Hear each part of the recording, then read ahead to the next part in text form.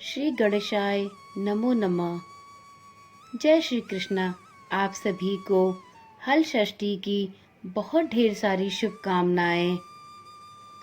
हल षष्ठी व्रत महिलाओं द्वारा परिवार की सुख समृद्धि और संतान की दीर्घायु के लिए रखा जाता है। इसे देश के अलग अलग हिस्सों में अलग अलग नाम से जाना जाता है। यह मूल रूप से षष्ठी माता का व्रत है। बलराम जी के जन्मोत्सव के उपलक्ष्य में यह पर्व मनाया जाता है। बलराम का प्रधान शस्त्र हल है, इसी से ये हलधर कहलाते हैं और यह व्रत हल षष्ठी के नाम से भी जाना जाता है। हल किसानों का भी प्रमुख औजार है जिनसे वे खेती का कार्य करते हैं, अतः यह त्योहार किसानों का त्योहार भी माना जाता है। इस दिन किसान अपने हल की पूजा करते हैं। इस व्रत को विशेषकर नवविवाहित स्त्रियां पुत्र कामना से एवं विवाहित स्त्रियां पहली संतान प्राप्ति पर संतान की दीर्घायु की कामना से यह व्रत करती हैं। बलराम जी का संबंध हल से है और कृष्ण जी का संबंध गौ पालन से, इसलिए इस व्रत में हल तथा गौ माता पूजन किया जाता है, जबकि इनसे आज के दिन कोई कार्य नहीं लिया जाता।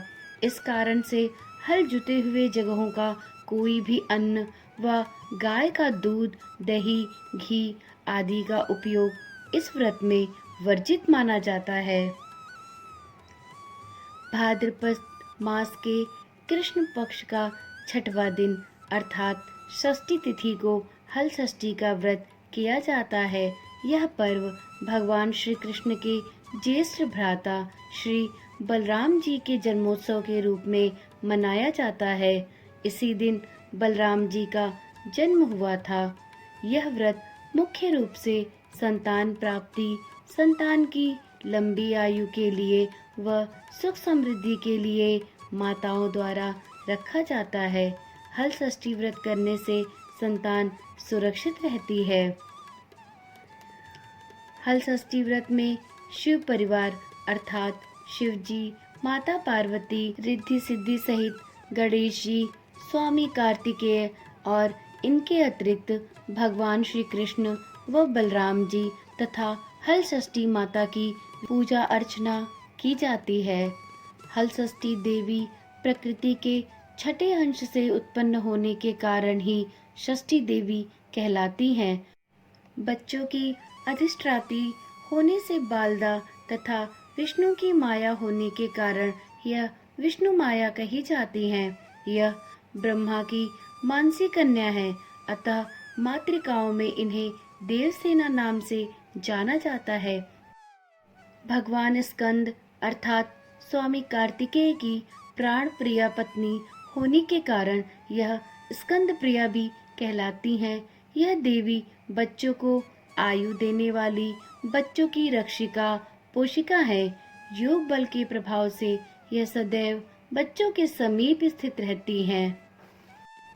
कहा जाता है जब बच्चा पैदा होता है तब से लेकर 6 माह तक छठी माता बच्चे की देखभाल करती हैं, उसे हंसाती हैं, उसका पूरा ध्यान रखती हैं। इसलिए बच्चे के जन्म के 6 दिन बाद छठी की पूजा भी की जाती है। हर छठ माता को बच्चों की रक्षा करने वाली माता भी कहा जाता है। हल षष्ठी व्रत को बहुत ही पुण्य और प्रतापी व्रत माना जाता है। माना जाता है कि इस व्रत को करने से महिलाओं की माता बनने की इच्छा शीघ्र ही पूरी होती है और जिन माताओं के पुत्र हैं उन्हें दीर्घायु प्राप्त होती है। संतान की दीर्घायु की कामना से रखे जाने वाले इस व्रत को अलग अलग प्रदेशों में अलग अलग नामों से जाना जाता है। जैसे इसे कमर षष्ठ, हर षष्ठ, ललई छठ, चंदन षष्ठ, हल षष्ठी इत्यादि नामों से जाना जाता है। माना जाता है कि हल षष्ठी व्रत तभी संपूर्ण माना जाता है जब इसकी प्रचलित 6 कथाएं पूर्ण रूप से सुनी जाएं। आज की वीडियो में हम इन्हीं 6 कथाओं का श्रवण करेंगे। वीडियो प्रारंभ करने से पहले आपसे एक विनती है कि यदि आप चैनल पर नए आए हैं तो कृपया करके चैनल को सब्सक्राइब कर लें, जिससे कि आने वाली इसी प्रकार की रोचक कथाएं आपको लगातार मिलती रहें। तो चलिए वीडियो को आगे बढ़ाते हुए हम क्रमशः 6 कथाओं का श्रवण करेंगे। हल षष्ठी व्रत की प्रथम कथा। मथुरा के राजा कंस अपनी बहन देवकी को विवाह उपरांत विदा करने जा रहे थे तो आकाशवाणी के वचन सुना कि देवकी का 8वां गर्भ तेरी मृत्यु का कारण बनेगा। जानकर बहन बहनोई को कारागार में डाल दिया और वसुदेव देवकी के 6 पुत्रों को एक एक करके कंस ने मार डाला। जब 7वें बच्चे के जन्म का समय नजदीक आया तो देवर्षि नारद जी वसुदेव देवकी से मिलने पहुँचे और उनके दुख का कारण जानकर देवकी को हल षष्ठी देवी के व्रत करने की सलाह दी। देवकी ने नारद जी से हल षष्ठी व्रत की महिमा व कथा पूछी तो नारद ने पुरातन कथा कहना प्रारंभ किया। उन्होंने पहली कथा कहते हुए बताया कि चंद्रवत नाम का एक राजा हुआ जिनको एक ही पुत्र था। राजा ने राहगीरों के लिए तब एक तालाब खुदवाया, किंतु उसमें जल न रहा और पूरा पानी सूख गया। राहगीर उस रास्ते से गुजरते और सूखे तालाब को देखकर राजा को अपशब्द कहते। इस खबर को सुनकर राजा बहुत ही दुखी हुआ कि मैंने तालाब खुदवाया, मेरा धन व धर्म दोनों ही व्यर्थ गया। उसी रोज रात राजा को स्वप्न में वरुण देव ने दर्शन देकर कहा कि यदि तुम अपने पुत्र का बलि दोगे तो तालाब में जल भर जाएगा। सुबह राजा ने स्वप्न में कही बात दरबार में सुनाई और कहा कि मेरा धन व धर्म भले ही व्यर्थ हो जाए पर मैं अपने पुत्र की बलि नहीं दूंगा। यह बात लोगों से होते हुई राजकुमार तक पहुंची तो वह सोचने लगा कि यदि मेरी बलि से तालाब में पानी आ जाए तो लोगों का भला होगा। यह सोचकर राजकुमार अपनी बलि देने तालाब में बैठ गया। अब वह तालाब पानी से लबालब भर गया। जल के जीव जंतुओं से तालाब परिपूर्ण हो गया। इकलौते पुत्र के बलि हो जाने से राजा दुखी होकर वन को चला गया। वहाँ 5 स्त्रियां व्रत कर रही थी, जिसे देखकर राजा ने पूछा कि आप कौन सा व्रत कर रही हो। तो स्त्रियों ने उन्हें हल षष्ठी व्रत की संपूर्ण विधि विधान बतलाई। उसे सुनकर राजा पुनः नगर को लौट आया और अपनी रानी के साथ उस व्रत को किया। व्रत के प्रभाव से राजपुत्र तालाब से जीवित बाहर निकल गया। राजा परिवार सहित हल षष्ठी माता के जयकार कर सुखपूर्वक निवास करने लगा। बोलिए षष्ठी माता की जय हो। हल षष्ठी व्रत की दूसरी कहानी। अब नारद जी ने देवकी से हल षष्ठी व्रत की दूसरी कथा कहना प्रारंभ किया। उज्जैन नगरी में 2 सौतन रहती थी। एक का नाम रेवती और दूसरी का नाम मानवती था।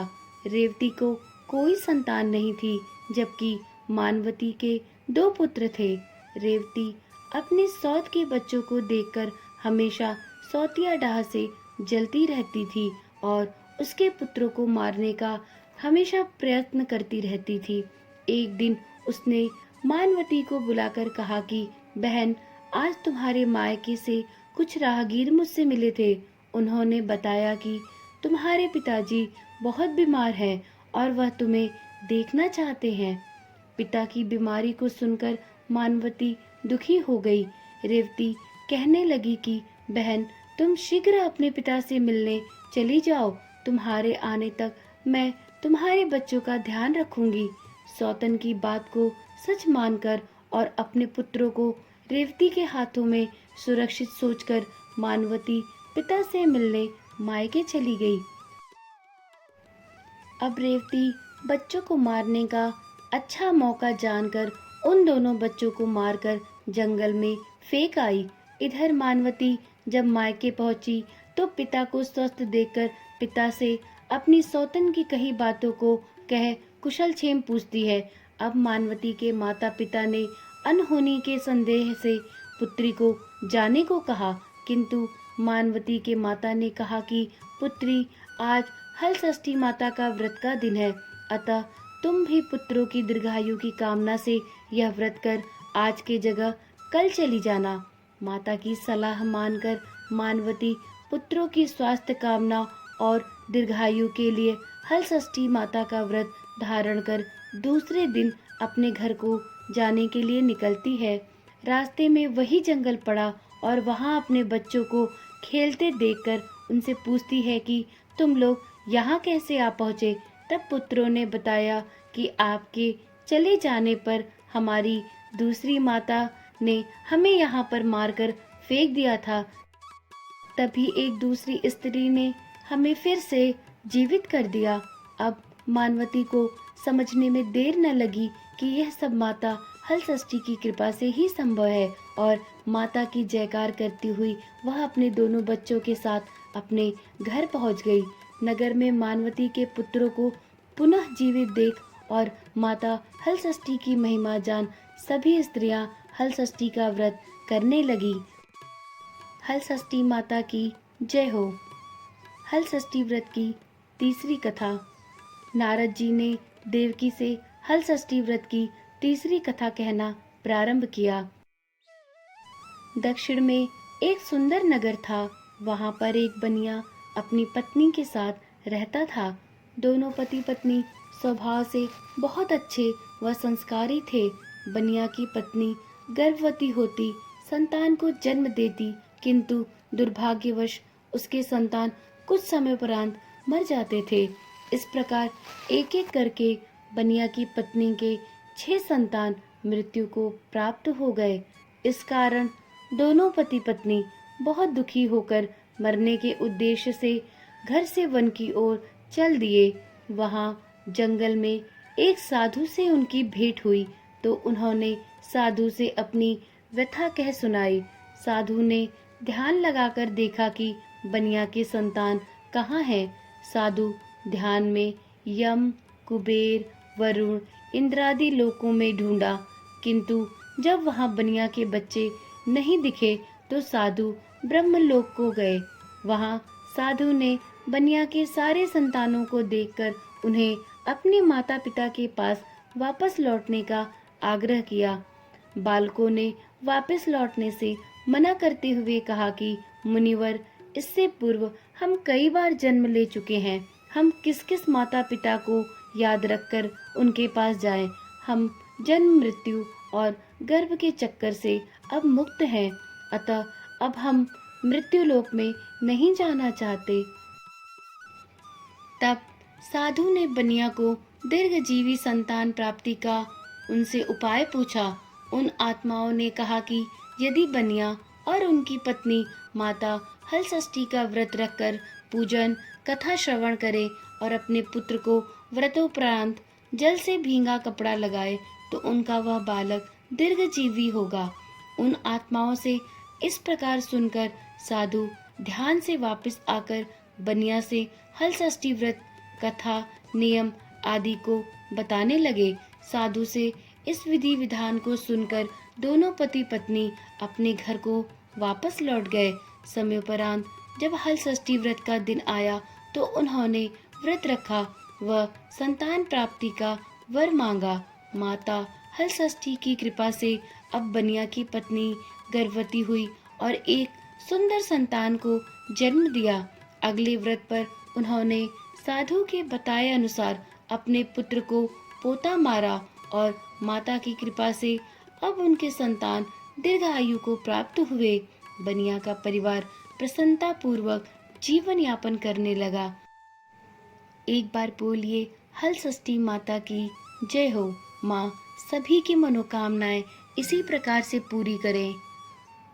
हलषष्ठी व्रत की चौथी कहानी। एक बार राजा युधिष्ठिर ने भगवान श्री कृष्ण से अत्यंत शोक संतप्त भाव से कहा, हे देवकी नंदन, सुभद्रा अपने पुत्र अभिमन्यु के मरणोपरांत शोक संतप्त है। वह अभिमन्यु की भार्या उत्तरा के गर्भ की संतान भी ब्रह्मास्त्र के तेज से दग्ध हो रही है, क्योंकि दुष्ट अश्वत्थामा ने गर्भ को निस्तेज कर दिया है। द्रौपदी भी अपने 5 पुत्रों के मारे जाने से अत्यंत दुखी है। अतः इस महादुख से उत्थान हेतु कोई उपाय बताएं। तब श्री कृष्ण ने कहा, राजन, यदि उत्तरा मेरे बताए इस अपूर्व व्रत को करे तो गर्भ का निस्तेज शिशु पुनर्जीवित हो जाएगा। यह व्रत वो व्रत है जो भाद्रपद की कृष्ण पक्ष षष्ठी पर भगवान शिव, पार्वती, गणेश व स्वामी कार्तिकेय की विधि विधान द्वारा पूजन करने से पुत्र पौत्र की अल्पायु व शोक के महादुख से मुक्ति प्रदाता है। इस व्रत के संदर्भ में श्री कृष्ण ने राजा युधिष्ठिर को जो कथा बतलाई उसे आप सभी भी ध्यान पूर्वक सुनिए। पूर्व काल में सुभद्र नाम का राजा रहता था, जिनकी रानी का नाम सुवर्णा था। राजा रानी को एक हस्ती नामक पुत्र था। एक बार राजपुत्र हस्ती धाय माँ के साथ गंगा जी में स्नान करने गया। बाल स्वभाववश हस्ती जल में खेलने लगा। तभी एक ग्रह ने उसे खींचते हुए जल के अंदर ले लिया। इसकी सूचना जब धाय माँ ने जाकर रानी सुवर्णा को दी, इस पर रानी ने क्रोधवश धाय के पुत्र को धधकते हुए आग में डाल दिया। पुत्र शोक से व्याकुल धाय माँ निर्जन वन को चली गई और वन में एक सुनसान मंदिर के पास रहने लगी। वन में सूखा तृण, धान्य, महुआ आदि जो भी मिलता वो खाती और मंदिर में विराजित शिव, पार्वती, गणेश जी का पूजन कर दिन व्यतीत करने लगी। इधर नगर में एक अद्भुत घटना घटित हुई कि धाय माँ का पुत्र आग की भट्टी से जीवित निकल आया और खेलने लगा। यह खबर पूरे नगर में आग की तरह फैल गई और जब यह खबर राजा रानी के पास पहुंची तो उन्होंने इस घटना के विषय में पुरोहितों से पूछा। तभी सौभाग्य से वहां दुर्वासा ऋषि पहुंच गए। राजा रानी ने ऋषि का पूजन कर धाय पुत्र के जीवित हो जाने का कारण पूछा तो दुर्वासा ऋषि ने कहा कि राजन, आपके डर से धाय जंगल में एकांत होकर व्रत कर रही है। यह सब उसी व्रत का प्रभाव है। अब राजा रानी सभी नगरवासियों के साथ उस जंगल में धाय माँ के पास पहुँचे और उनसे उस व्रत के विषय में जानकारी लेनी चाहिए। तब धाय माँ ने कहा कि राजन, मैं पुत्र शोक से दुखित होकर यहाँ रहने लगी और यहाँ व्रत ग्रहण कर भगवान शिव, पार्वती, गणेश जी व स्वामी कार्तिकेय का पूजन कर रूखा सूखा तृण, धान्य, महुआ आदि खाकर रहने लगी। तब रात को मेरे स्वप्न में शिव परिवार के दर्शन हुए और तुम्हारा पुत्र जीवित हो जाएगा, ऐसा मुझे वरदान प्राप्त हुआ। अब रानी ने व्रत की विधि विधान को पूछा तो दुर्वासा ऋषि ने हल षष्ठी व्रत की संपूर्ण पूजा विधि राजा रानी को बतलाई। राजा रानी ने हल षष्ठी व्रत की महिमा जानकर व्रत को करने का संकल्प लिया। व्रत के प्रभाव से राजपुत्र हस्ती ग्रह के चंगुल से छूटकर खेलते हुए नगर वापस आ गया। अपने पुत्र को पाकर राजा रानी प्रसन्न हुए और धाय माँ भी अपने पुत्र के साथ अपने घर पर निवास करने लगी। वहीं बालक हस्ती आगे चलकर परम प्रतापी राजा हुए और अपने नाम से हस्तिनापुर को बसाया। इस प्रकार भगवान श्री कृष्ण ने युधिष्ठिर से हल षष्ठी व्रत की महिमा का ज्ञान देते हुए कहा कि हल षष्ठी व्रत कथा पहले नारद जी से सुन। मेरी माता देवकी ने इस व्रत को सबसे पहले किया, जिसके प्रभाव से उनके आने वाले संतान की रक्षा हुई। अब भगवान श्री कृष्ण से सुन। युधिष्ठिर ने इस व्रत को उत्तरा द्वारा करवाया। व्रत के प्रभाव से उत्तरा का अश्वत्थामा द्वारा नष्ट हुआ गर्भ पुनः जीवित हो गया तथा प्रसव पश्चात बालक का जन्म हुआ, जो कालांतर में राजा परीक्षित नाम से प्रसिद्ध हुआ। हल षष्ठी माता की जय जयकार हो। उनकी कृपा सदैव सभी पर बनी रहे। हल षष्ठी व्रत की 5वीं कथा। प्राचीन काल में एक ग्वालिन थी। उसका प्रसव काल अत्यंत निकट था। एक ओर वह प्रसव से व्याकुल थी, तो दूसरी ओर उसका मन गौरस अर्थात दूध दही बेचने में लगा हुआ था। उसने सोचा कि यदि प्रसव हो गया तो सारा गौरस यूं ही पड़ा रह जाएगा। यह सोचकर उसने दूध दही के घड़े सिर पर रख लिए और बेचने के लिए निकल पड़ी। किंतु कुछ दूर पहुंचने पर ही उसे असहनीय प्रसव पीड़ा होने लगी। वह एक झरबेरी की ओट में चली गई और वहां एक बच्चे को जन्म दिया। वह बच्चे को वहीं छोड़कर पास के गांव में दूध दही बेचने के लिए निकल गई। संयोग से उस दिन हल षष्ठी थी। गाय भैंस के मिश्रित दूध को केवल भैंस का दूध बताकर उसने सीधे साधे गांव वालों में बेच दिया। उधर जिस झरबेरी के नीचे उसने अपने बच्चे को छोड़ा था, उसके समीप ही एक खेत में किसान हल चला रहा था। अचानक उसके बैल भड़क उठे और हल्का फल शरीर में घुसने से वह बालक मर गया। इस घटना से किसान बहुत दुखी हुआ, परंतु उसने फिर भी हिम्मत नहीं हारी और पूरी हिम्मत और धैर्य से काम लिया। उसने झरबेरी के कांटों से ही बच्चे के चीरे हुए पेट में टाके लगाए और उसे वहीं छोड़कर चला गया। कुछ देर बाद ग्वालिन दूध बेचकर जब वहां पहुंची तो अपने बच्चे की ऐसी दशा देखकर उसे समझते देर नहीं लगी कि यह सब उसके ही पाप की सजा है। वह सोचने लगी कि यदि आज मैंने झूठ बोलकर गाय का दूध न बेचा होता तो गांव की स्त्रियों का धर्म भ्रष्ट नहीं हुआ होता, तो मेरे बच्चे की यह दशा भी नहीं होती। अतः मुझे लौटकर सभी बातें गांव वालों को सच-सच बतानी चाहिए और अपने पाप का प्रायश्चित करना चाहिए। ऐसा निश्चय कर वह उस गांव में पुनः वापस गई जहां उसने दूध दही बेचा था। वहां वह गली-गली घूमकर अपनी करतूत और उसके फलस्वरूप मिले दंड का बखान करने लगी। तब वहां की स्त्रियां अपने स्वधर्म रक्षा और उस पर रहम खाकर उसे क्षमा करने लगी और उसे आशीर्वाद भी दिया। बहुत सी स्त्रियों द्वारा आशीर्वाद लेकर जब वह पुनः झरबेरी के नीचे पहुंची तो यह देखकर आश्चर्यचकित रह गई कि वहां उसका पुत्र जीवित अवस्था में था और वह बालक खुशी से खेल कूद रहा था।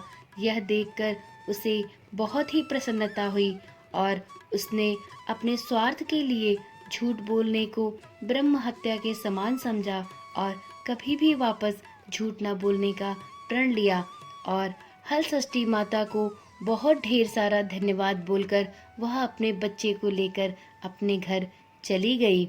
बोलिए हल षष्ठी माता की जय हो। माँ ने ग्वालिन के बच्चे को जैसे दीर्घायु दी, माँ सभी के बच्चों पे अपनी कृपा इसी प्रकार बनाए रखे। हल षष्ठी व्रत की छठी और अंतिम कथा। एक बार काशीपुरी में एक देवरानी और जेठानी रहती थी। देवरानी का नाम तारा व जेठानी का नाम विद्यावती था। दोनों ही नाम के अनुरूप थी।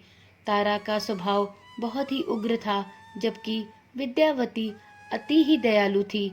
एक दिन दोनों ने खीर पकाया और ठंडा करने के लिए खीर को आंगन में रख दिया और बातें करने अंदर बैठ गई।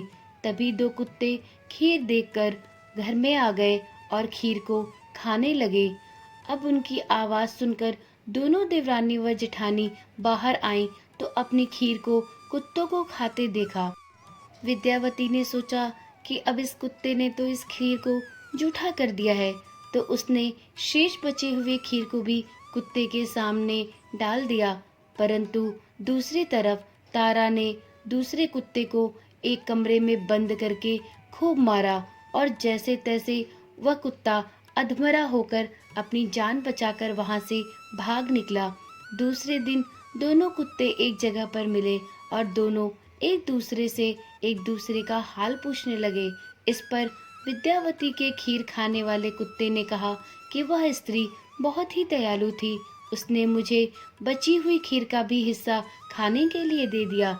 ईश्वर करे कि जब भी मेरा दूसरा जन्म हो, मैं उसी की संतान बनूं और उसकी सेवा करके मैं उसका इस जन्म का कर्ज चुका सकूं। अब दूसरा कुत्ता बोलने लगा कि मैं भी उसी औरत की संतान बनना चाहता हूँ जिसने मुझे इतना मारा। मैं उससे अगले जन्म में इस जन्म का बदला लेना चाहता हूँ। उस दिन हल षष्ठी व्रत था। तारा की मार से बेदम कुत्ता अगले ही दिन मर गया। अगली हल षष्ठी व्रत के दिन तारा ने एक पुत्र को जन्म दिया। जन्म के बाद वह बालक अगली हल षष्ठी व्रत के दिन मर गया। इसी प्रकार तारा ने एक एक करके 5 पुत्रों को जन्म दिया। उसका पुत्र 1 साल बाद हल षष्ठी व्रत के दिन ही मर जाता था, जिससे तारा दुखी होकर हल षष्ठी माता से प्रार्थना करने लगी। उसी रात सपने में तारा ने वही कुत्ता देखा जो उसकी मार से मर गया था। कुत्ते ने सपने में तारा से कहा कि मैं तुमसे बदला लेने के उद्देश्य से तुम्हारा पुत्र बनकर आता हूँ और मरकर पुनः वापस आता हूँ। जब तारा ने अपने अपराधों के लिए क्षमा मांगी तो उस कुत्ते ने कहा कि तुम हल षष्ठी व्रत करो, जिससे तुम्हें दीर्घजीवी पुत्र की प्राप्ति होगी। सपने में कही विधि अनुसार तारा ने अगली बार हल षष्ठी व्रत को किया और माता से आशीर्वाद मांगा। हल षष्ठी माता की कृपा से तारा ने अगले वर्ष एक दीर्घजीवी संतान को जन्म दिया और प्रसन्न पूर्वक जीवन यापन करने लगी। इधर विद्यावती ने भी हल षष्ठी व्रत कर माता की कृपा से एक सुंदर सुशील पुत्र को जन्म दिया और सुखपूर्वक निवास करने लगी। इस प्रकार हल षष्ठी व्रत करने वाली महिलाओं को इन 6 कथाओं का श्रवण अवश्य करना चाहिए। जो महिलाएं इस व्रत के साथ साथ इन 6 पौराणिक कथाओं का श्रवण करती हैं, उनके बालक को शिव परिवार के साथ ही साथ भगवान विष्णु और षष्ठी माता की कृपा सदैव बनी रहती है। हल षष्ठी व्रत की विधि बहुत ही सरल होती है। भाद्रपद माह के कृष्ण पक्ष की पंचमी से ही व्रत का नियम शुरू हो जाता है, अर्थात इस व्रत में एक समय का भोजन ही करने का संकल्प लेना चाहिए। षष्ठी के दिन प्रातःकाल स्नान आदि से निवृत्त होकर माताओं को सौभाग्य का सारा श्रृंगार करना चाहिए। पूजन वाले स्थल को स्वच्छ गोबर से लीपकर एक कृत्रिम तालाब बनाना चाहिए। इस तालाब में झरबेरी, ताश, गुलर तथा पलाश की एक एक शाखा बांधकर बनाई गई हर छठ को गाड़ देना चाहिए और उस तालाब में जल भर देना चाहिए। तालाब में वरुण देव का पूजन करना चाहिए। एक चौकी में मिट्टी से बनी शिवजी, पार्वती और गणेश जी तथा कार्तिकेय जी की मूर्ति बनाकर रखनी चाहिए। कागज या दीवार पर षष्ठी माता का भैंस के घी में सिंदूर से मूर्ति बनाकर सजाना चाहिए। पूजन स्थल पर बच्चों के कपड़े और खिलौने रखने चाहिए। हर छठ के समीप श्रृंगार सामान तथा हल्दी से रंगा कपड़ा भी रखना चाहिए। कलश रखना चाहिए तथा समीप में गौरी, गणेश और नवग्रह की भी स्थापना करनी चाहिए। सभी का पूजन करके पूजन में पसहर चावल का अक्षत, भैंस का दूध, दही और घी का प्रयोग करना चाहिए। पूजा में लाई, भुना या सूखा महुआ चढ़ाना चाहिए। सतनाजा अर्थात चना, जौ, गेहूँ, धान, अरहर, मक्का तथा मूंग चढ़ाने के बाद होली की राख, होली पर भुने हुए चने के हुरहा तथा जौ की बाल चढ़ानी चाहिए। इन 6 कथाओं का श्रवण करने के बाद आरती करके ब्राह्मणों को दक्षिणा देकर उनका आशीर्वाद ग्रहण करना चाहिए और बड़े बुजुर्गों का आशीर्वाद लेकर व्रत को संपन्न करना चाहिए। बच्चों को प्रसाद के रूप में धान की लाई, भुना हुआ महुआ तथा चना, गेहूँ और अरहर आदि के 6 प्रकार के अन्नों को मिलाकर बांटना चाहिए।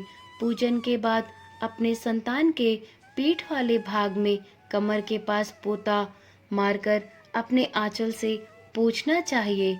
हल षष्ठी व्रत में महुआ की दातून करनी चाहिए। भोजन बनाते समय चम्मच के रूप में महुआ पेड़ की लकड़ी का उपयोग करना चाहिए। भोजन के लिए महुआ पेड़ के पत्ते का दोना और पत्तल का ही उपयोग करें। भोज्य पदार्थ में पचहर चावल अर्थात बिना हल जोते हुए उगने वाले अनाज का भात बनाकर 6 प्रकार की भाजी की सब्जी और भैंस के दूध से निर्मित दही व घी तथा सेंधा नमक का ही प्रयोग करना चाहिए। बच्चे, बूढ़े व जानवरों को इस प्रसाद को खाने के लिए देना चाहिए।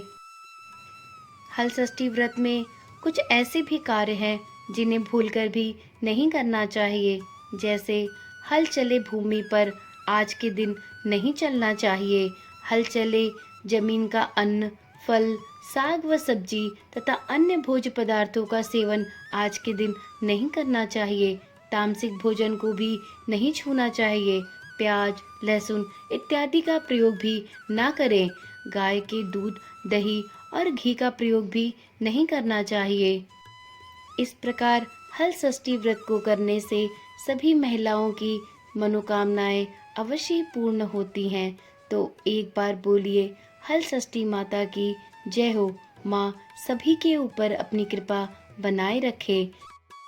जो भी महिलाएं इस व्रत को पूरी श्रद्धा के साथ करें, माता हल षष्ठी की कृपा सदैव उन पर और उनके परिवार पर बनी रहे। माँ हल षष्ठी उनके बच्चों को दीर्घायु दें और उनके स्वास्थ्य को सदैव उत्तम रखे। इसी मनोकामना के साथ यह वीडियो यहीं पर समाप्त करते हैं। तो बोलिए एक बार हल षष्ठी माता की जय हो। श्री कृष्ण भगवान की जय हो। विष्णु भगवान की जय हो। शिव पार्वती और गणेश भगवान की जय हो।